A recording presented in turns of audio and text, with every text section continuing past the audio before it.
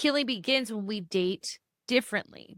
That means, first and foremost, understanding your family role. The golden child, were you the one who made the family look good? Were you the problem child or the scapegoat? Did everyone put everything on you and you're constantly feeling like you did something bad? Were you the caretaker, the one that helped the parent out or was put in a parentified child role? Were you the invisible one? Were you the chief enabler, the one that enabled the problem in the family?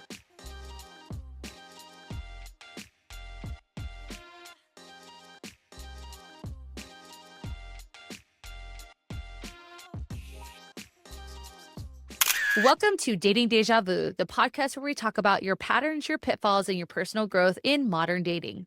I'm your host, Christina Hathaway, marriage and family therapist and dating and relationship expert. And in today's episode, we're talking about how your family role can be the ultimate barrier to your love life. Yes, we are going there. And this episode is actually based on a true client story.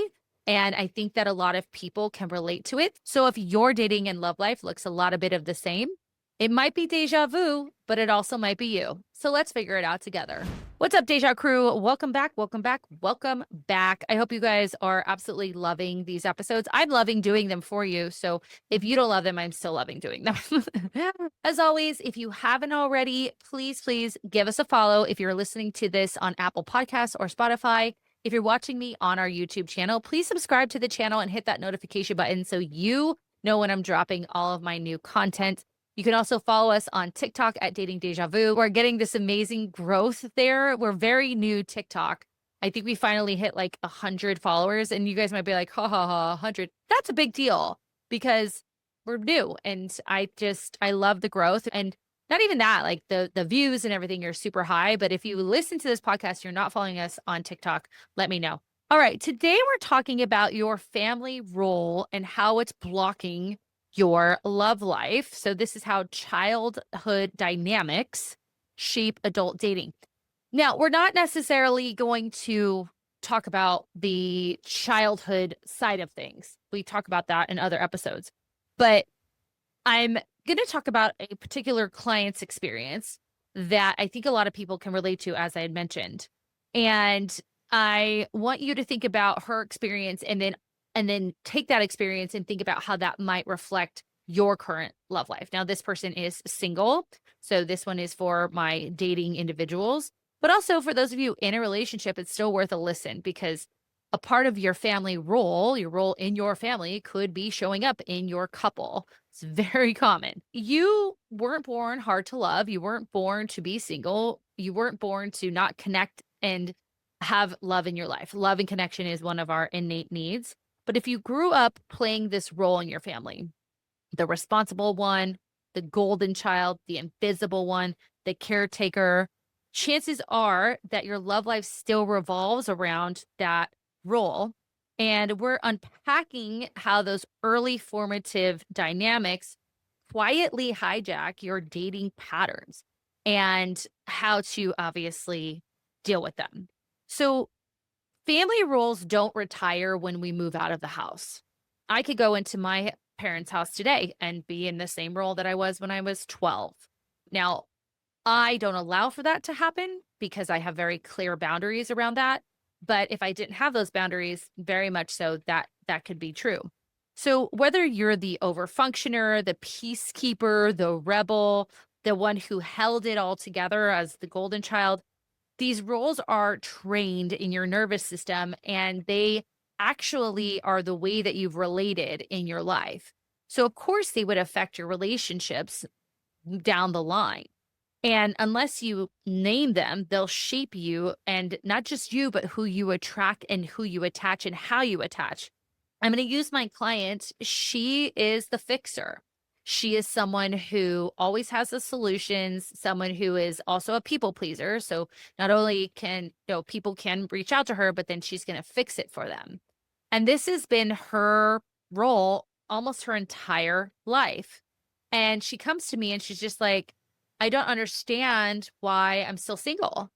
And once we started digging, I realized she had zero mental capacity for a partner because she worked all day. She was a solution-driven person at work. She was a reliable one at work. She wanted people to see her as good, so she worked extra.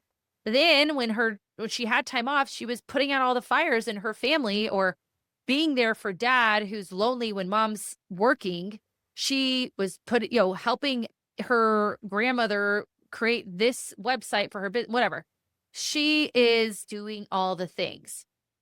And I broke it down. I said, let me ask you, like, where are you supposed to fit dating into your life? Plus, the other part of this is that relationships feel suffocating to her because, again, everyone wants her to fix things. But when everyone wants you to be the fixer, who takes care of you if you're taking care of everyone else, right? The other example is like the forgotten child. So they may unconsciously pursue emotional distance, right? And create relationships with partners who are also emotionally distant as well. And they will tend to date people maybe even out of state. They'll date people who maybe are just out of a relationship because we pick up on this shit. We pick up on, oh, well, this gives me a barrier to not having to be as involved because I've never been involved. I've just been in the background. I don't want to be seen. I don't have to put that much effort into things. So those are some examples. So number 2, your picker isn't broken. Your protector is just driving the wheel. So you might say, I have bad taste. But often your parts that reflect the roles that you kept in your family are trying to finish an old story with a new partner. You're not broken by any means. You're reenacting what once felt safe to you.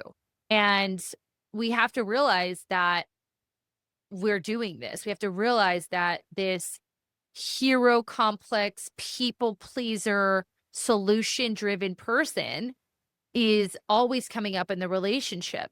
But when that happens, we tend to not get our needs met because we're meeting the needs of everyone else. We present as someone who has it all together, but you don't. You have needs, but they're not being met. And therefore, you probably gain a lot of resentment from your partners. And the relationship ends up ending. And again, the other partner is equally as responsible, but you can see how these roles continue to affect us throughout our lives. Number 3 is love feels unsafe when closeness was once pressure. So like I talked about with my clients, in her family, intimacy came with strings. It came with expectations, guilt, even control, which I didn't even talk about, but there was a lot of sense of control in the family. It was almost as if she was the mother of the family who kind of kept everything together. She was the one that put out the fires. She was the one that kept the family steady and balanced because her mother was very controlling and fearful. And so for her, control was also a thing. And then healthy love can feel, again, boring because what I thought was love feels all those things, guilty, controlling, and with expectations. Or worse, healthy love could even feel suspicious. Like, I don't understand why this person is treating me this way. The other thing that I found happened with this particular client is when healthy love came along, it was almost like knight in shining armor, too good to be true. She ended up becoming very anxiously attached when normally she is an avoidant attachment. And for her, it took her a long time to process this relationship. And once we realized that this relationship was equally as codependent as the others, but it just showed up differently, and she thought, this guy is it. Like, he's supposed to be my person.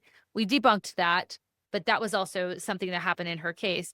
So an example, again, is you ghost when things feel too good because the calm in you triggers kind of fight or flight.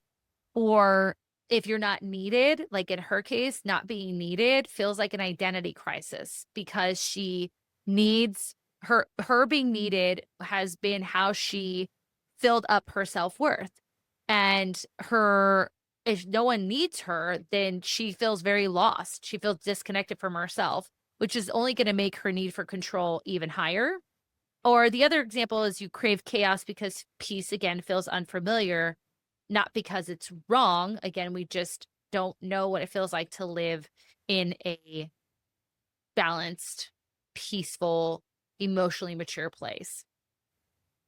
So these loops will continue, right? We'll just keep in these relationships, or you may not even have relationships. I think of a lot of women who are single because of these exact reasons. These become barriers. Like my client is single because she has not given herself the time.